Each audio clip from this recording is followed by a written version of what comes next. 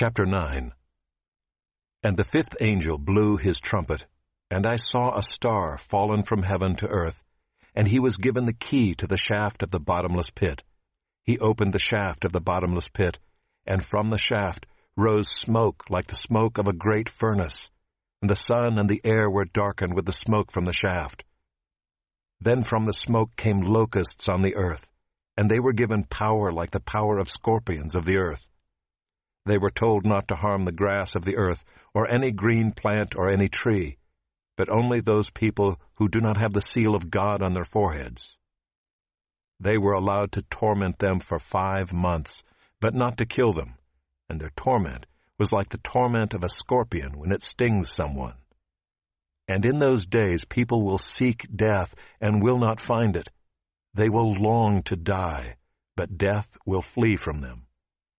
In appearance, the locusts were like horses prepared for battle.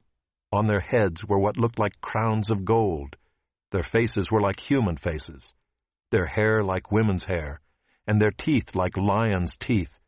They had breastplates, like breastplates of iron, and the noise of their wings was like the noise of many chariots with horses rushing into battle. They have tails and stings like scorpions, and their power to hurt people for 5 months is in their tails.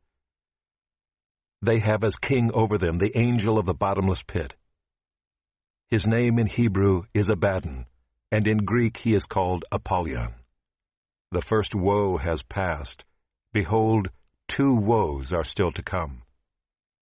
Then the sixth angel blew his trumpet, and I heard a voice from the 4 horns of the golden altar before God, saying to the sixth angel who had the trumpet, "Release the 4 angels who are bound at the great river Euphrates."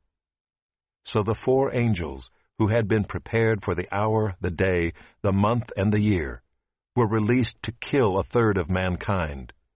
The number of mounted troops was twice 10,000 times 10,000. I heard their number. And this is how I saw the horses in my vision, and those who rode them. They wore breastplates the color of fire and of sapphire and of sulfur, and the heads of the horses were like lions' heads, and fire and smoke and sulfur came out of their mouths. By these 3 plagues 1/3 of mankind was killed, by the fire and smoke and sulfur coming out of their mouths. For the power of the horses is in their mouths and in their tails, for their tails are like serpents with heads, and by means of them they wound. The rest of mankind, who were not killed by these plagues, did not repent of the works of their hands, nor give up worshipping demons and idols of gold and silver, and bronze and stone and wood, which cannot see or hear or walk. Nor did they repent of their murders, or their sorceries, or their sexual immorality, or their thefts.